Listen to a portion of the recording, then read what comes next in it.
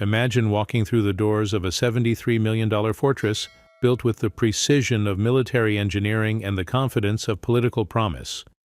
Picture the sound of your footsteps echoing through corridors designed to contain 2,000 human beings with assembly line efficiency.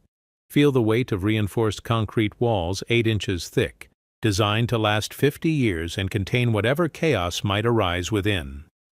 The Philadelphia Industrial Correctional Center opened in 1989 as the crown jewel of urban incarceration, a monument to the belief that human problems could be solved with enough steel, concrete, and electronic surveillance. The city invested $73 million in late 80s currency, over $160 million in today's money, to create the perfect machine for human warehousing. But perfection has a fatal flaw. It assumes compliance from forces that have never learned to comply. Weather doesn't respect architectural drawings. Water doesn't follow engineering specifications. And when pressure builds inside a system designed to contain everything except the possibility of its own failure, something has to give. Today, we're opening the classified incident reports from March 17, 1992, the day when a routine rainstorm became a catastrophic systems failure, when electronic locks designed for perfect control became perfect traps, when backup systems revealed themselves to be elaborate fantasies, when a $73 million investment nearly became a mass grave. This is the anatomy of institutional collapse, the forensic examination of what happens when concrete meets chaos and chaos wins.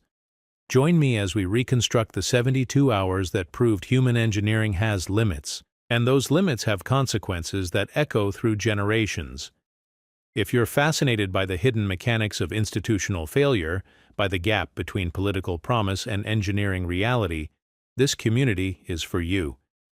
Subscribe now, because we're about to descend into darkness that money can't illuminate and walls can't contain.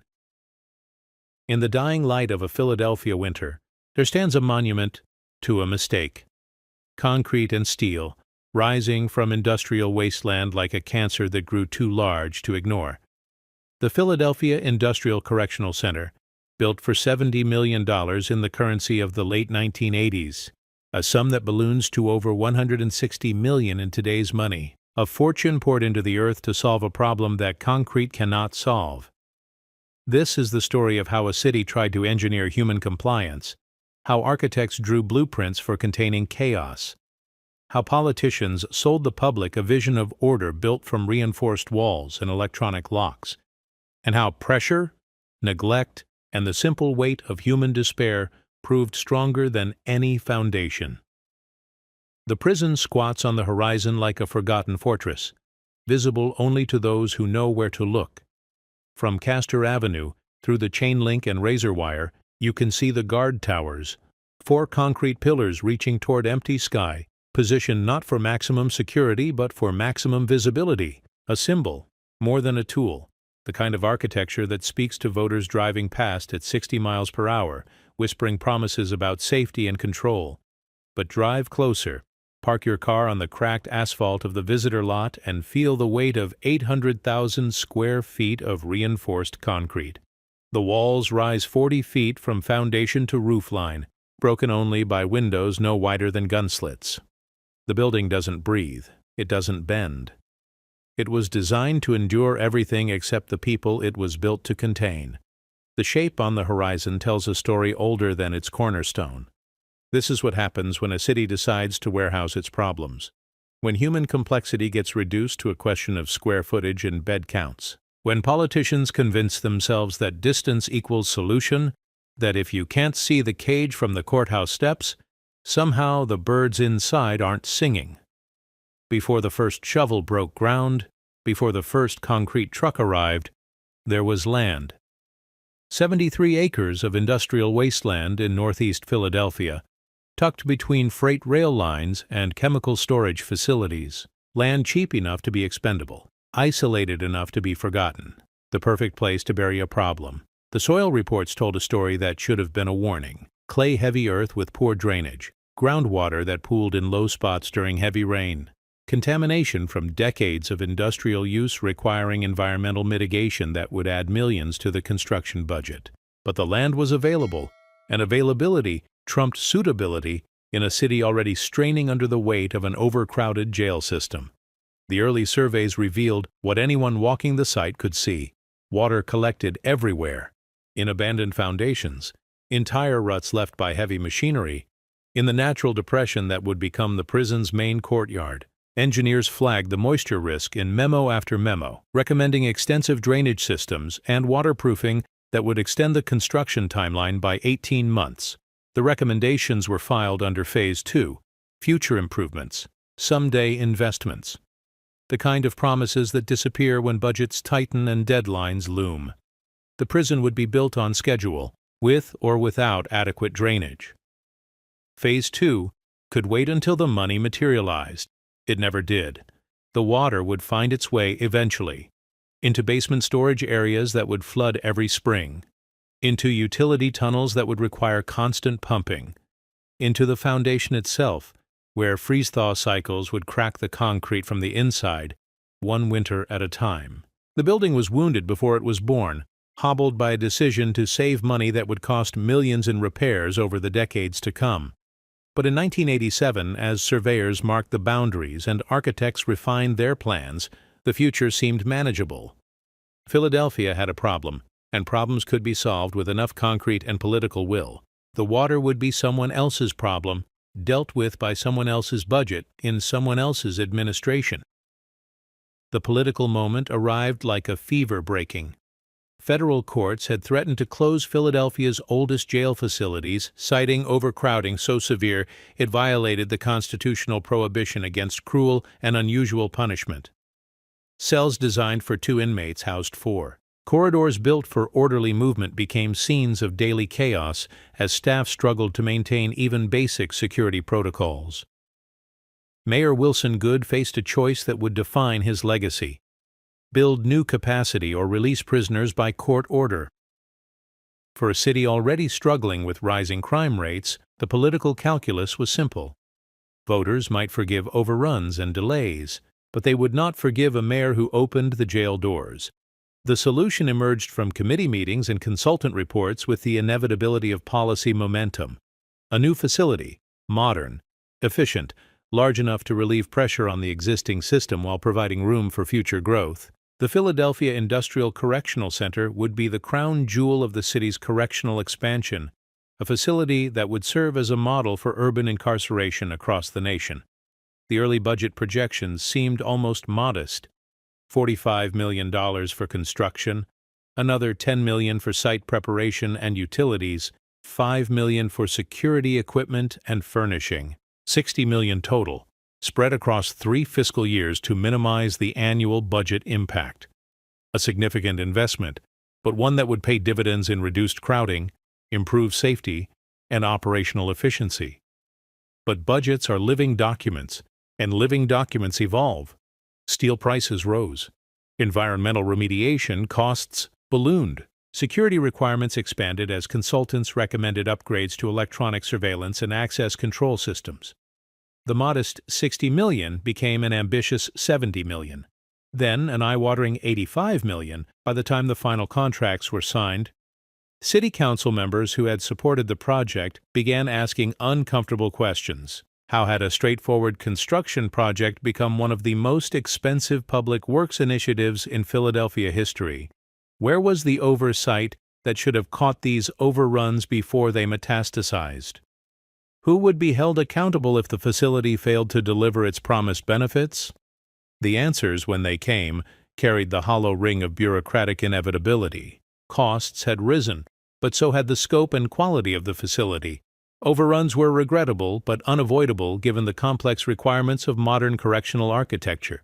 Accountability would come in the form of performance metrics and operational reviews, the kind of distant promises that comfort no one and bind no one. But there was another number hidden in the budget documents, buried in line items for staffing and operations. The facility had been designed to operate with a guard-to-inmate ratio that assumed maximum efficiency and minimum problems. As construction costs consumed contingency funds, Operational budgets were quietly trimmed to preserve the bottom line. The prison would open understaffed by design, relying on overtime and good faith to bridge the gap between what the facility needed and what the city could afford. It was a gamble dressed up as fiscal responsibility, a bet that human nature would cooperate with budgetary constraints, a wager that would come due with interest in the years to come. The concrete arrived in waves, truck after truck carrying the liquid foundation of Philadelphia's grand experiment in human containment. 7,000 cubic yards poured over 18 months, hardening into walls 8 to 10 inches thick, reinforced with steel rebar every 16 inches, designed to withstand everything except the accumulated pressure of human despair. The construction crews worked with industrial precision, assembling prefabricated cell modules like components in a vast machine, each unit identical to the last. 4 concrete walls, a steel door, a narrow window, basic plumbing. No variation, no accommodation, for the simple fact that no two human beings are alike. The cells were designed for inventory, not individuals. The architects had optimized for efficiency in every dimension except the one that mattered most: sound. The concrete surfaces that made the building secure also made it a resonating chamber for every shout, every argument, every cry of distress. Voices multiplied and echoed until they became a constant roar that would exhaust guards and drive inmates toward psychological breakdown. But sound was not a line item in the construction budget. Acoustic engineering was not a requirement in the design specifications. The prison would be secure, efficient, and cost-effective. If it was also uninhabitable, that was a problem for another department, another budget cycle, another administration. The walls rose through the summer of 1988, visible from Interstate 95 as a concrete monument to municipal ambition. Guard towers took shape like medieval battlements, connected to the main building by elevated walkways that would allow staff to move between sections without entering the general population areas. But the towers were positioned for symbolism rather than function. Their sightlines provided excellent views of the surrounding neighborhood and approaching vehicles, but limited visibility into the prison yards and common areas where most incidents would occur. They looked impressive from the highway, but they would prove nearly useless for actual security operations. The electronic systems presented their own challenges: miles of copper wire snaking through concrete conduits, connecting cameras and sensors to a central control room that would become the nervous system of the entire facility. The technology was cutting edge for its time, but cutting-edge technology required cutting-edge maintenance and cutting-edge staff training. Neither was adequately budgeted. The locking mechanisms alone represented a quantum leap in complexity: electronic controls that could lock down entire housing units with the touch of a button, manual overrides that required special keys held in multiple locations, backup systems that promised to prevent total failure but had never been tested under real-world conditions. When the first test was conducted, with empty cells and no operational pressure, a single software glitch froze the entire B block for 4 hours. Technicians worked frantically to restore normal operations, while administrators assured each other that such problems were normal during the initial shakedown period. The bugs would be worked out. The systems would stabilize. Everything would be fine. The bugs multiplied. The systems grew less stable. Nothing was fine. The final invoice arrived like a bill for a war nobody remembered declaring: $73 million and 47 cents. A figure that represented more than the construction cost of 2 new high schools or the annual budget of the city's entire Parks and Recreation Department. Money that could have funded drug treatment programs, mental health services, or job training initiatives that might have reduced the need for prison beds in the first place. But the money was spent. The facility was complete, and the political imperative remained unchanged. Philadelphia needed bed space, and bed space was what the Philadelphia Industrial Correctional Center would provide: 2,000 beds in a facility designed to operate with military precision and industrial efficiency. The staffing ratios told a different story. The prison had been designed to house 2,000 inmates with a guard force of 320, a ratio of roughly 6 inmates per guard, assuming perfect attendance and optimal deployment. But perfect attendance was a fantasy, And optimal deployment required the kind of flexibility that union contracts and civil service rules rarely permitted. The reality was closer to 10 inmates per guard on most shifts, 15 or more during holidays and vacation periods. Guards would work mandatory overtime until exhaustion made them more dangerous than useful. Sick days would compound into staffing crises that left entire housing units effectively unsupervised for hours at a time. But these were problems for the future, concerns that could be addressed through experience and adjustment. The facility was complete, ready for operation, prepared to receive its first residents. The grand experiment in human warehousing was about to begin. The first bus arrived on a Tuesday morning in November 1989. 43 inmates transferred from the overcrowded city jail, the advance guard of the population that would test every assumption built into the facility's design. They walked through doors that had never been opened, into cells that had never been occupied, into a system that had never faced the pressure of actual human beings. The morning count was perfect. The afternoon count was perfect. The evening count revealed a problem that should have been anticipated, but somehow wasn't. The electronic locking system had developed a glitch that prevented guards from conducting visual verification of occupied cells during routine security checks. The problem was traced to a software conflict between the door control system and the surveillance cameras. When both systems operated simultaneously, the computer processor became overloaded and defaulted to a secure lockdown mode that could only be overridden manually. The manual override required keys that were stored in the administrative offices, 3 floors above the housing units. For 6 hours, guards could not verify that inmates were present and accounted for in their assigned cells. For 6 hours, the foundation of prison security, the absolute knowledge of where everyone was at every moment, cracked like a foundation settling under unexpected weight. Emergency protocols had been written for fires, medical emergencies, and violent incidents. No one had written protocols for what to do when the basic technology of confinement simply stopped working. Guards improvised, administrators consulted manuals that didn't address the situation, and inmates began to understand that their new home was more fragile than it appeared. The repair took 18 hours. The explanation took longer. The software would be updated, the system would be tested more thoroughly, procedures would be revised to prevent similar failures. But the damage was done on a level deeper than broken machinery. The prison had revealed its vulnerability on its first day of operation, exposed the gap between theoretical security and practical reality that would define every crisis to follow. If this could happen on day 1, when the population was minimal and the systems were fresh, what would happen when the facility reached capacity? What would happen when budget cuts forced deferred maintenance?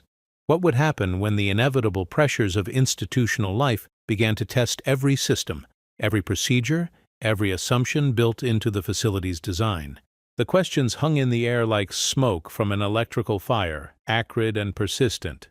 The Philadelphia Industrial Correctional Center was open for business, ready to fulfill its promise of modern, efficient, humane incarceration. The concrete had cured, the systems had been installed, the staff had been trained. All that remained was to discover whether human beings could be contained like inventory, managed like machines, processed with the predictable efficiency that the architects had designed into every reinforced wall and electronic lock. The answer would emerge slowly, pressure mounting incrementally until the moment when theory met reality and theory shattered like glass under stress.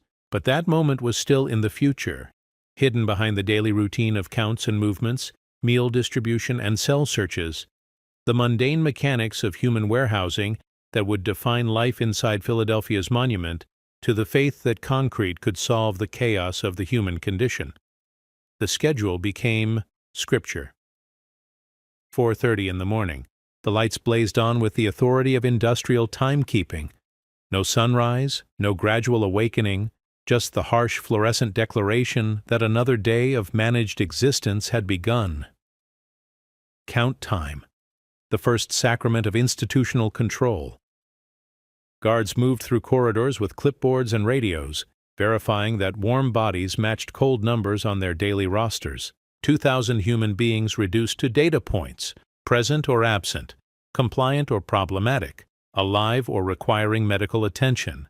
The count had to be perfect. The count was never perfect. In the early days, when the population was still climbing toward capacity, the morning routine felt almost manageable.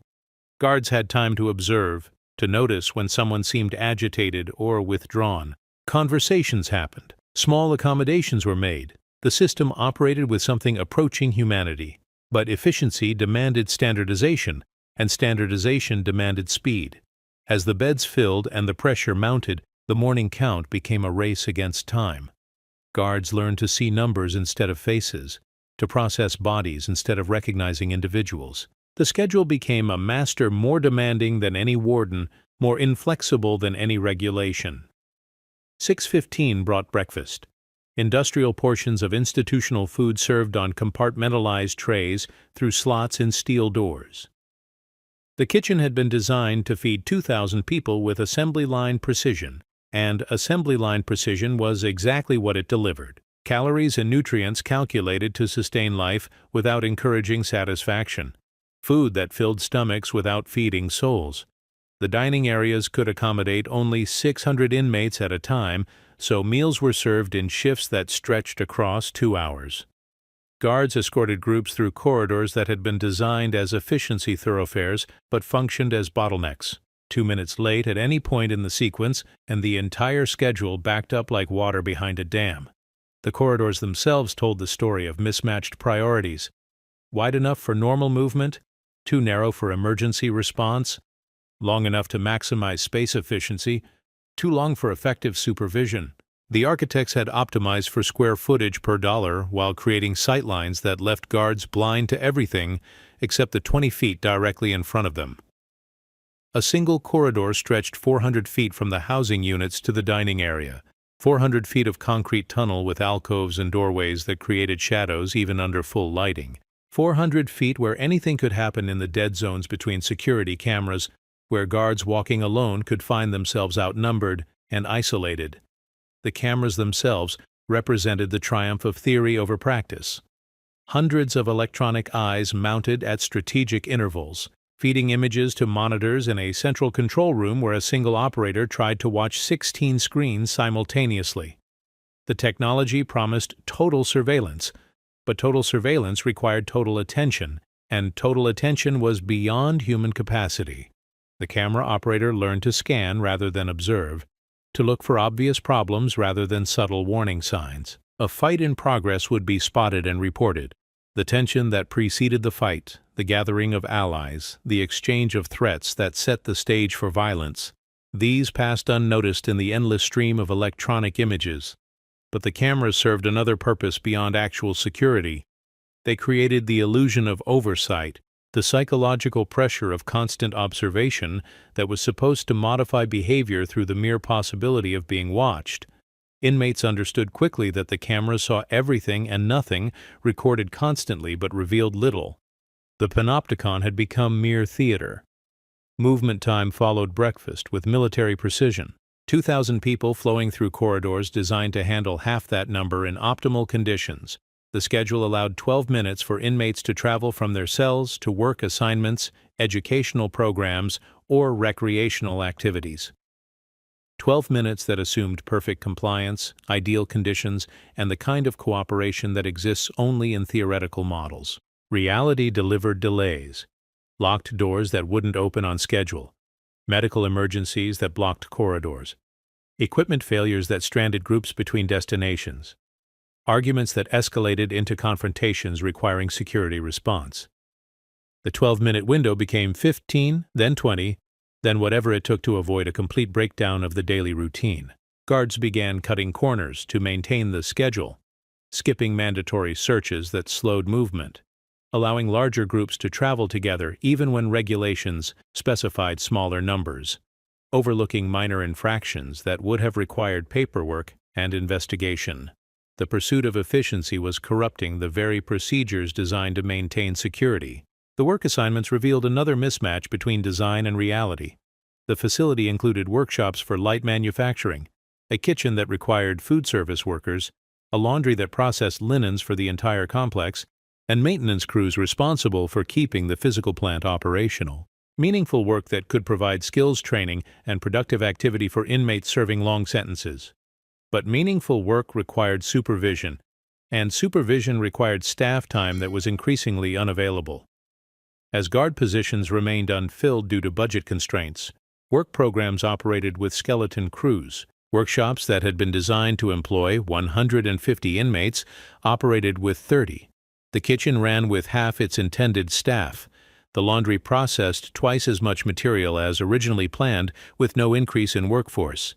The inmates who did work found themselves performing jobs that would have challenged experienced professionals, operating industrial equipment with minimal training, managing inventories worth tens of thousands of dollars with limited oversight, handling dangerous chemicals and tools while guards dealt with crises elsewhere in the facility.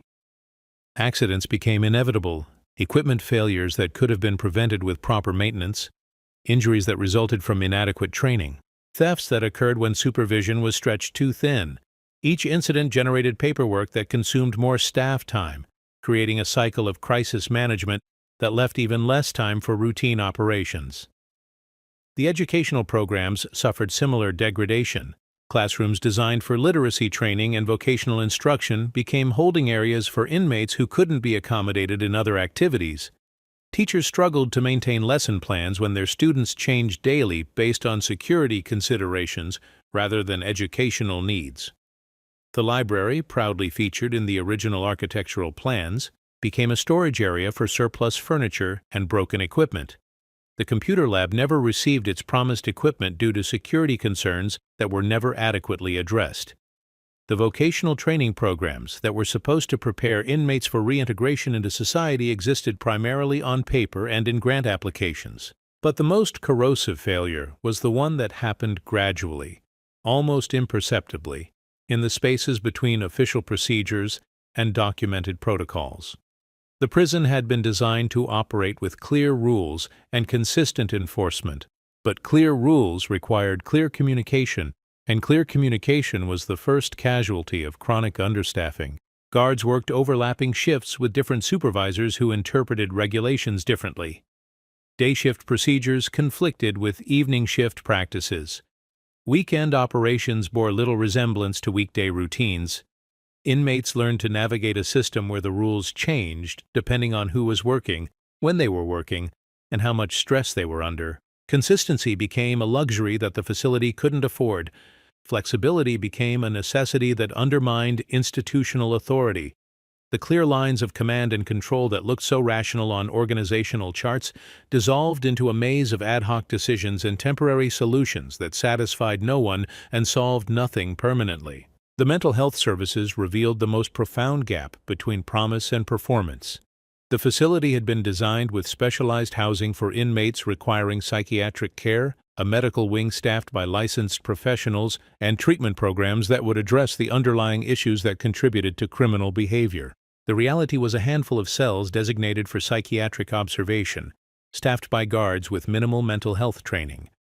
A part-time psychiatrist who visited twice a week to prescribe medications and review crisis cases. Counseling programs that existed primarily in budget documents and quarterly reports to funding agencies. Inmates experiencing psychological distress were housed in isolation units originally designed for disciplinary purposes. Treatment became indistinguishable from punishment. Mental health care devolved into chemical restraint administered by professionals who saw patients for minutes rather than hours, who diagnosed based on brief encounters rather than therapeutic relationships. The Suicide Watch protocols told the story in stark detail. Inmates deemed at risk were placed in cells stripped of everything that could potentially be used for self-harm. No sheets, no clothing, no personal items. 24-hour observation through windows designed for surveillance rather than communication. Human contact limited to meal delivery and mandatory welfare checks conducted by guards trained in security procedures, but not crisis intervention. The cells themselves had been designed with efficiency rather than humanity in mind. Concrete boxes with steel fixtures bolted to the floor and walls. No padding, no softness, no acknowledgement that isolation could be its own form of torture. Inmates spent days or weeks in environments more austere than laboratory cages, under lighting that never dimmed, subject to noise that never ceased. The noise had become the prison's signature characteristic, the unintended consequence of architectural choices made in conference rooms by people who would never have to live with the results. Every sound reflected and amplified by concrete surfaces until conversation became shouting and shouting became a constant roar that penetrated every corner of the facility. Guards reported headaches that began 30 minutes into their shifts and persisted for hours after leaving work. Sleep disorders that developed from exposure to the constant din. Stress reactions that manifested as irritability, depression, and the kind of emotional numbing that made violence seem reasonable and compassion feel impossible. Inmates developed their own adaptations to the acoustic assault, hand signals that replaced verbal communication, sleeping schedules that shifted to avoid peak noise periods, social hierarchies based on access to the few quiet spaces in the facility. The noise became both weapon and shield, isolating individuals while creating a collective experience of suffering. The administration tried various solutions: sound-absorbing materials that were vandalized or stolen, quiet hours that were ignored or unenforceable, meditation programs that collapsed under the weight of an environment that made meditation impossible. Each failed solution generated new policies and procedures that added to the administrative burden without addressing the fundamental problem. The problem was architectural and therefore permanent. The noise was built into the facility as surely as the concrete and steel. It would continue until the building was demolished or abandoned, a feature disguised as a bug, a punishment embedded in the structure itself. But the worst noise was the silence that developed around the growing problems, the unspoken acknowledgement that the grand experiment was failing. The conspiracy of quiet that surrounded every system malfunction, every security breach, every incident that revealed the gap between what the prison was supposed to do and what it actually did. Reports were written in language designed to obscure rather than illuminate.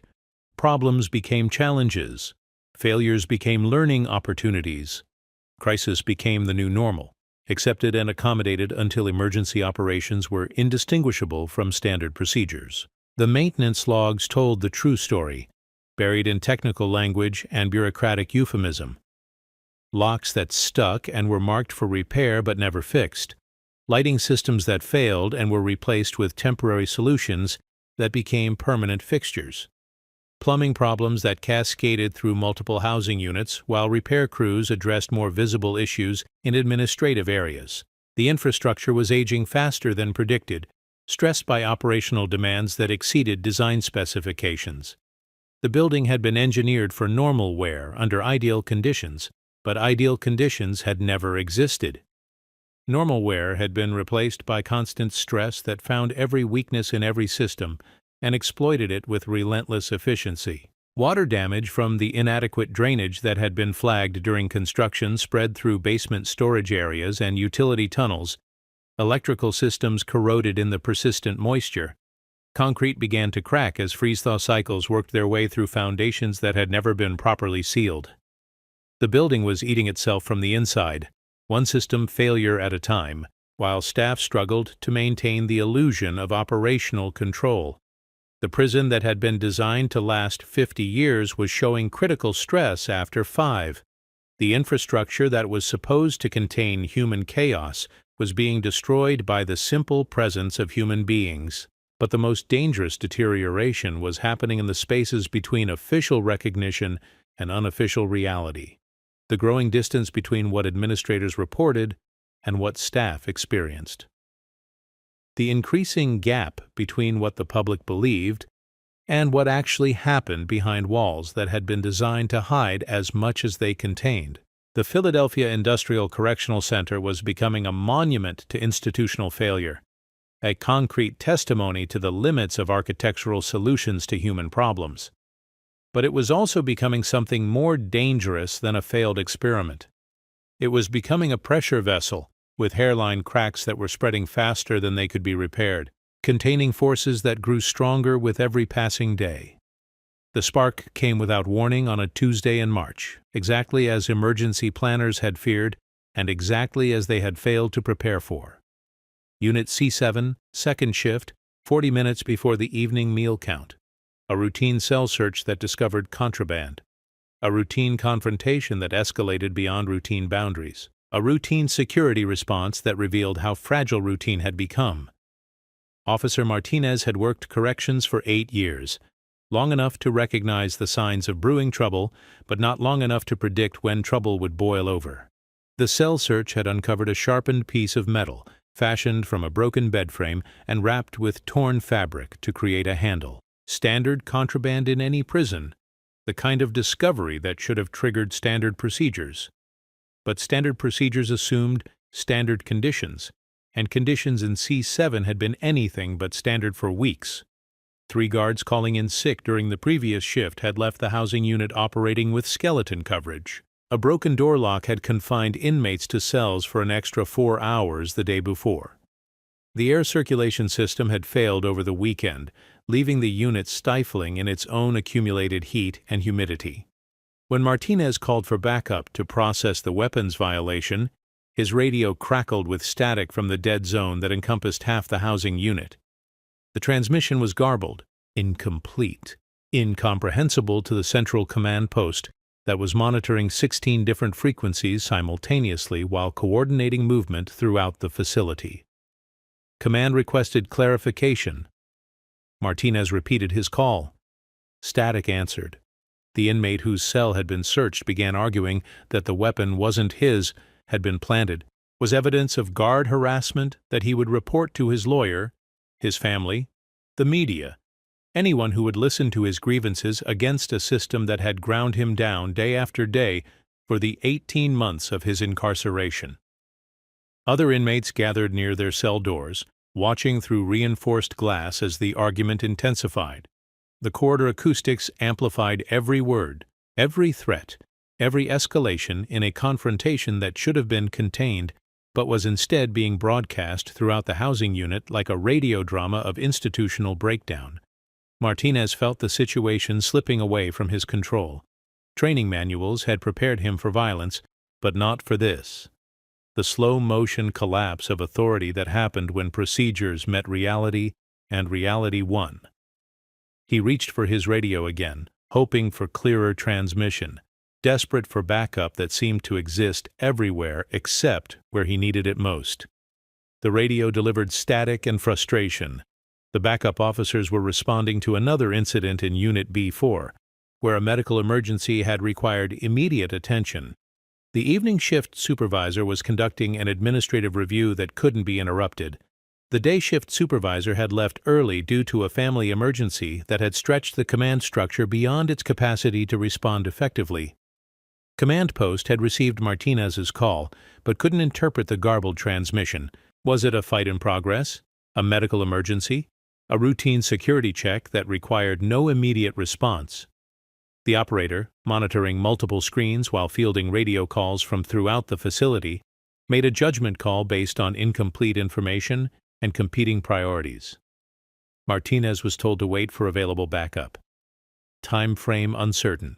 Protocol suggested containment until support arrived, but containment required authority, and authority was evaporating like water from a cracked reservoir, leaving behind only the residue of procedures that worked better in theory than practice. The inmate continued arguing, his voice carrying down the corridor and into adjacent housing units where other inmates were listening to every word.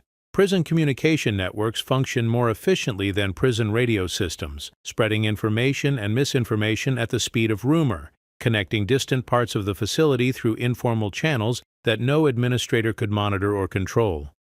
Word spread that C7 was having problems, that an officer was alone and overwhelmed, that backup wasn't coming, that something was happening that might create opportunities for those bold enough or desperate enough to take advantage of institutional vulnerability.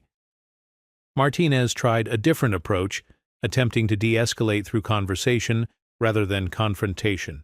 But conversation required trust, and trust had been eroded by months of mechanical enforcement, arbitrary rule changes, and the kind of petty harassment that flourished in understaffed facilities, where guards worked too many hours under too much stress with too little support. The inmate wasn't interested in conversation. He was interested in an audience. in the opportunity to perform his grievances before witnesses who understood the daily humiliations of institutional life. His voice grew louder, more theatrical, more inflammatory, as he sensed the attention of his fellow inmates and the isolation of his guard. 20 minutes passed. The backup request had been logged, prioritized, and forgotten in the cascade of competing demands that defined every shift in an understaffed facility. Martinez realized he was on his own, responsible for maintaining order through personal authority that was being tested by an inmate who had nothing left to lose and everything to prove. The decision to use force came not from training or procedure, but from the desperate improvisation of a man who felt control slipping away like sand through his fingers. Martinez reached for his restraints, preparing to subdue an increasingly agitated inmate in a corridor designed for efficiency rather than safety, under the observation of dozens of witnesses who saw not law enforcement, but oppression. The struggle lasted less than 30 seconds but felt like hours to everyone watching. Martinez attempted to apply handcuffs. The inmate resisted. They grappled against concrete walls that amplified every impact, every grunt, every sound of human bodies colliding with unforgiving surfaces. Other inmates shouted encouragement, warnings, threats that created a symphony of chaos that echoed throughout the housing unit.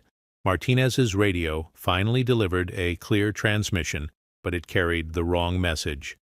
Command Post, responding to multiple reports of disturbance in C7, ordered an immediate lockdown of the entire unit.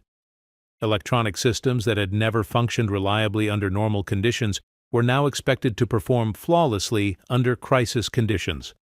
The lockdown signal reached some doors but not others.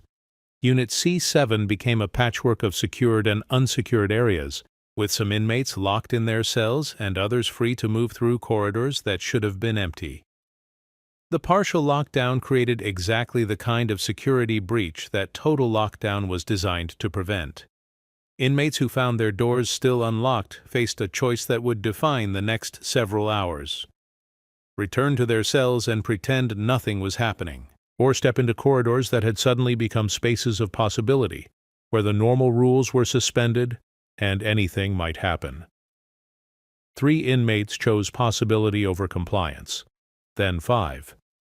Then a dozen, moving through corridors that should have been controlled, but were instead chaotic, approaching intersections where they might encounter guards or other inmates, or simply empty space that had been temporarily abandoned by a system that was discovering its own limitations in real time.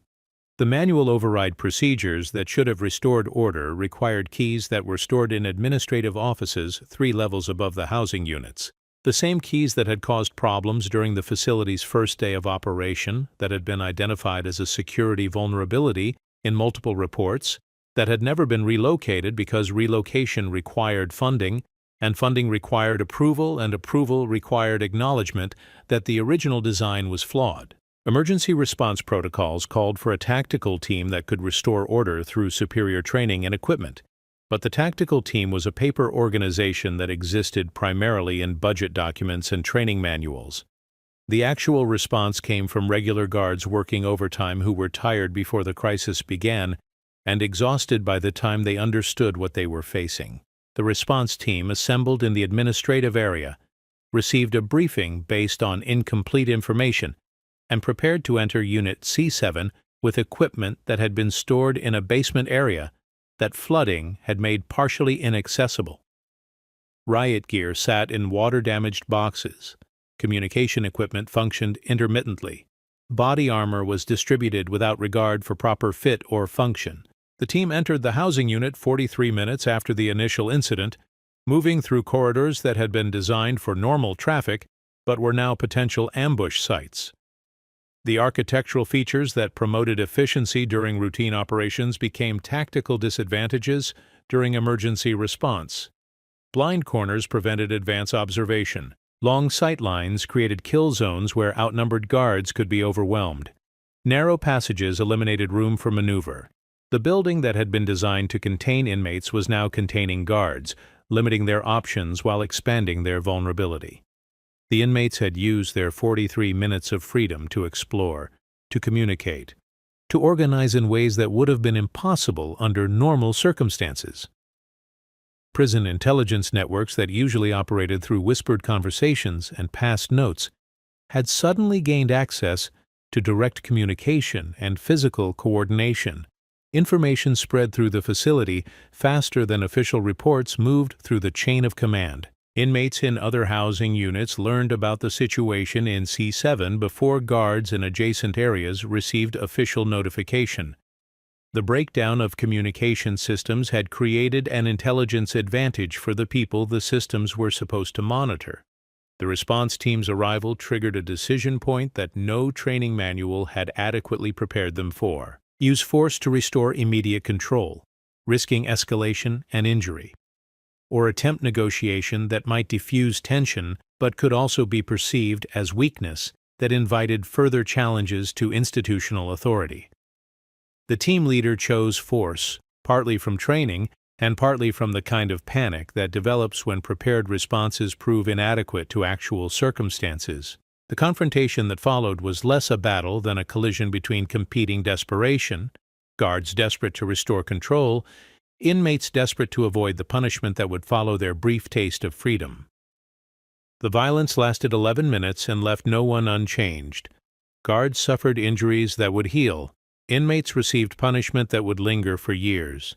The facility sustained damage that would never be fully repaired, but the most significant casualty was the illusion that the system could handle whatever pressures it might face. The lockdown that followed was complete and indefinite. Every inmate confined to their cell while investigations proceeded, reports were written, and administrators tried to understand how routine procedures had failed so completely. The facility that had been designed for smooth operations became a fortress under siege, with every movement restricted and every interaction monitored.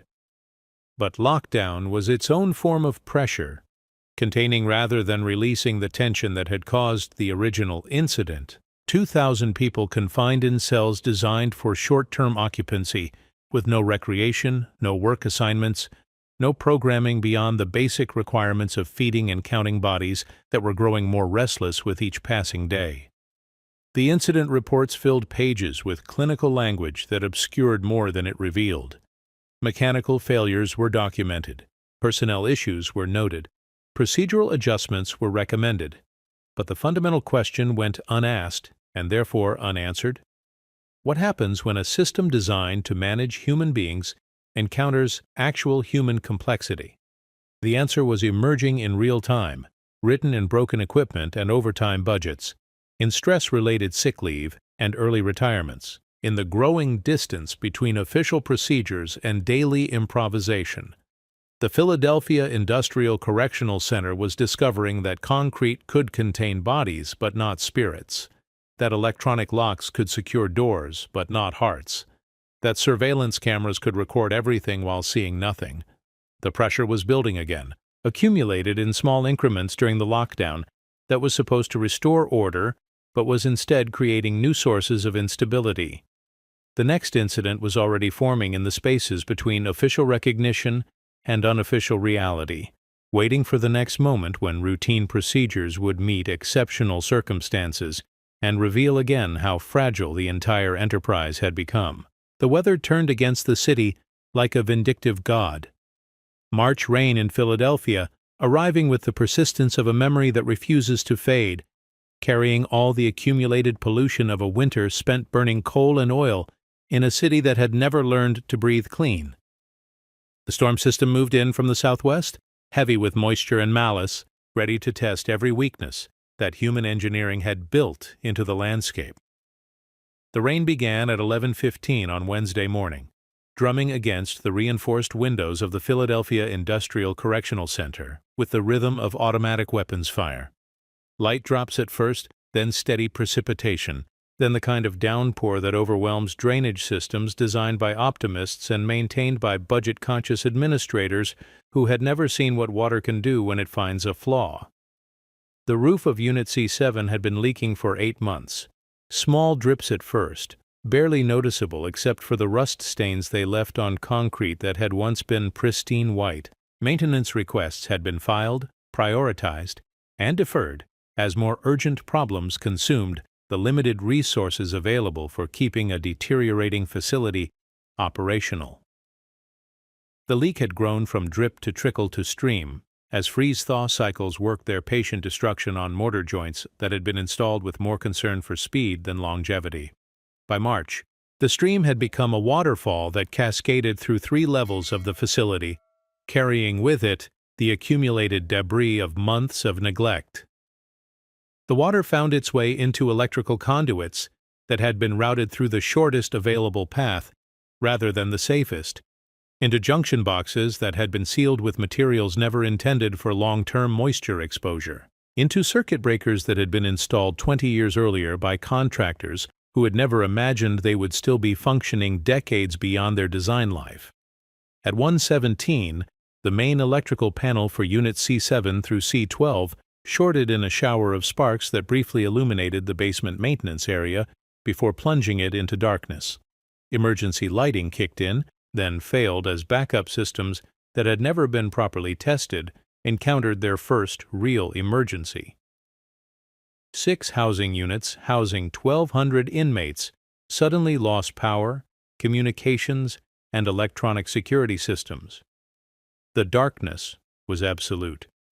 Not the gentle darkness of a bedroom at night, but the crushing blackness of a concrete bunker buried beneath tons of steel and stone. Darkness that pressed against the eyeballs like a physical weight. Darkness that transformed familiar spaces into alien territory where every step might lead to disaster. Inmates who had been lying on their bunks were suddenly trapped in cells that had become sensory deprivation chambers.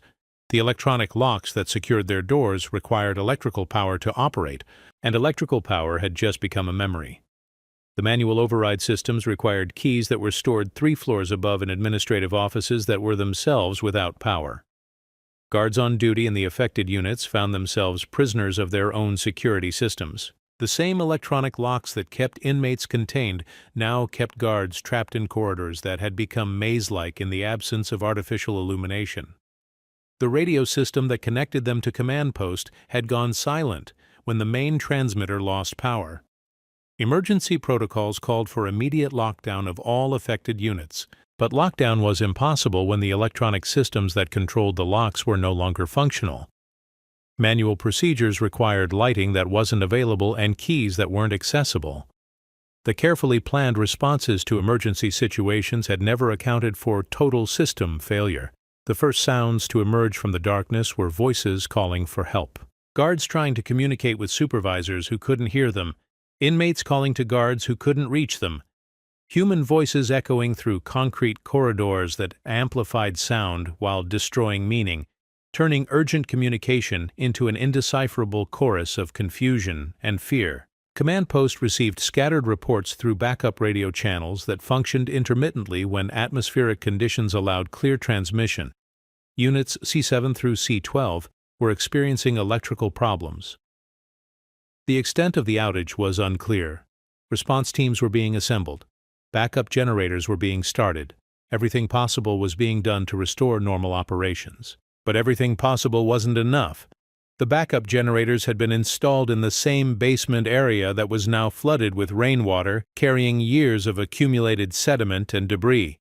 The generators started, ran for 12 minutes, then failed as water infiltrated electrical systems that had been designed for dry storage. The backup for the backup had never been installed due to budget constraints that had seemed reasonable when the facility was new. Emergency lighting that should have provided 4 hours of illumination lasted 17 minutes before batteries that had never been properly maintained died in the cold dampness of a building that had never been adequately sealed against moisture. The facility that had been designed to contain human beings was now containing its own occupants in conditions that no one had planned for and no one knew how to address.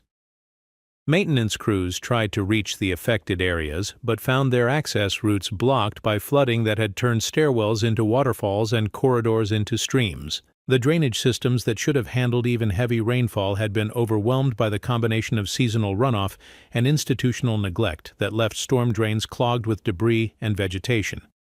The water rose incrementally but relentlessly, seeping through foundation cracks that had been expanding for years, flooding utility tunnels that had never been properly waterproofed, backing up through floor drains that connected to municipal systems already overwhelmed by citywide flooding. The prison was drowning from the inside while it was being flooded from the outside. In Unit C9, inmates trapped in cells on the lower level found themselves standing in ankle-deep water that had nowhere to go except up. The cells had been designed with floor drains that connected to the same overwhelmed system that was backing up throughout the facility.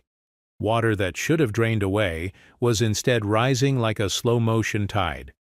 The temperature in the flooded areas began to drop as thermal mass of concrete and steel pulled heat from the air and transferred it to standing water that would take days to warm. Inmates who had been issued lightweight uniforms designed for normal institutional climate found themselves shivering in conditions that approached hypothermia. Medical emergencies began to develop as inmates with chronic health conditions found themselves exposed to stress factors that their bodies couldn't handle. Respiratory problems exacerbated by dampness and poor air circulation. Cardiac episodes triggered by the physiological stress of cold and fear. Panic attacks that spread through populations trapped in darkness with no understanding of when or how their situation might improve. The medical response was hampered by the same electrical failures that had created the crisis. Life support equipment that required electrical power was non-functional. Communication systems that connected the medical wing to outside hospitals were silent. Transportation routes through the facility were blocked by flooding or rendered unsafe by standing water and electrical hazards. Dr. Sarah Chen, the facility's senior physician, found herself practicing emergency medicine by flashlight in conditions that would have challenged a battlefield surgeon.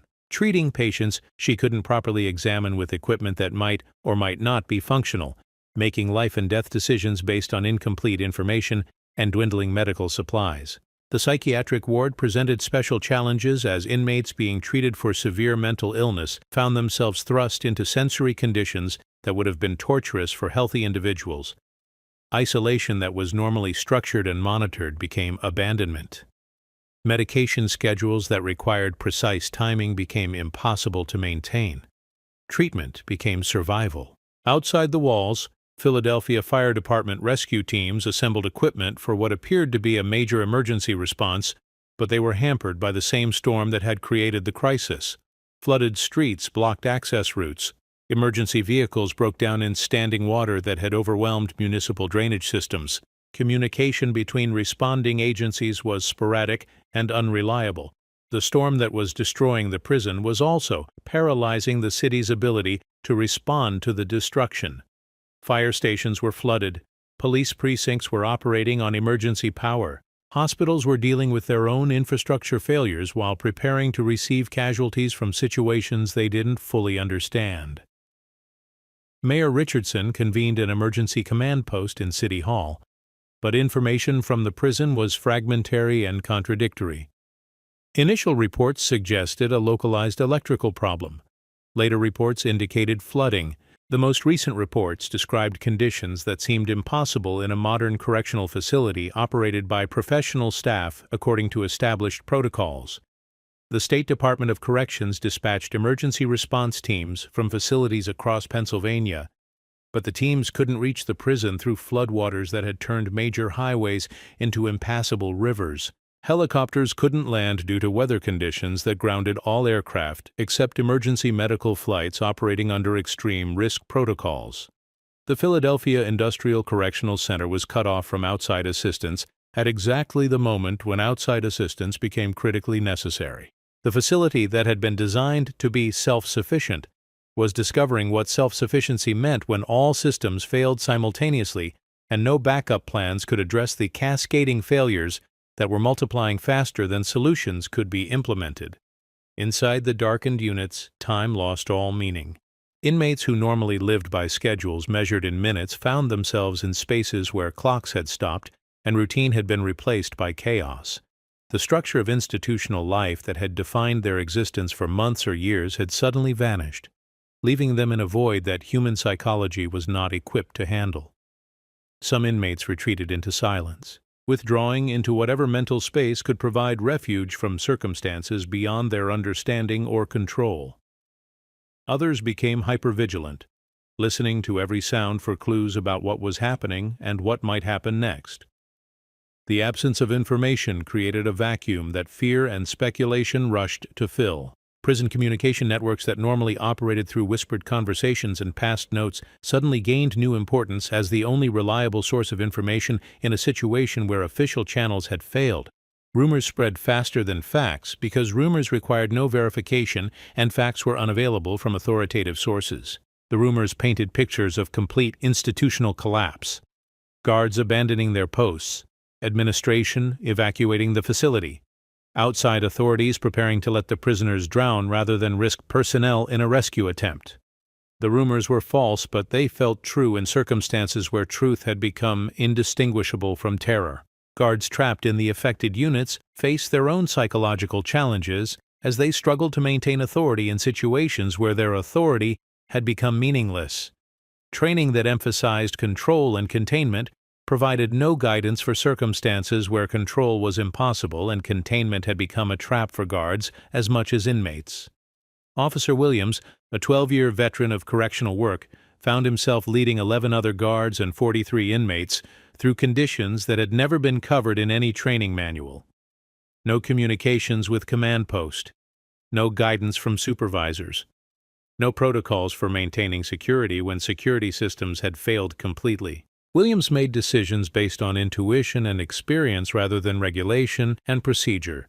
Decisions about which inmates could be trusted with responsibilities normally reserved for guards. Decisions about which safety protocols could be ignored in order to preserve life. Decisions that would later be second-guessed by administrators who had never faced similar circumstances. The improvised leadership that emerged during the crisis revealed both the best and worst of human nature under extreme stress. Guards and inmates who had been adversaries for years found themselves cooperating in ways that would have seemed impossible under normal circumstances. Traditional hierarchies dissolved as survival became more important than status, but cooperation was fragile and temporary, maintained only as long as everyone believed that rescue was imminent and normal operations would soon resume. As hours passed and conditions continued to deteriorate, the social structures that held the facility together began to strain under pressures that no institution had been designed to withstand. The darkness was not just absence of light. It was the absence of everything that had made the Philadelphia Industrial Correctional Center function as more than just a collection of concrete boxes filled with desperate people. Without electrical power, the facility became what it had always been beneath its technological veneer. A monument to the faith that human problems could be solved with enough walls and locks and surveillance equipment. The faith was drowning in the basement along with the generators and the backup systems and the careful plans that had never anticipated what would happen when engineering met weather and engineering lost. The Philadelphia Industrial Correctional Center was about to discover what it really was when stripped of everything except concrete, steel, and the accumulated pressure of 2,000 human beings trapped in a machine that had forgotten how to be human.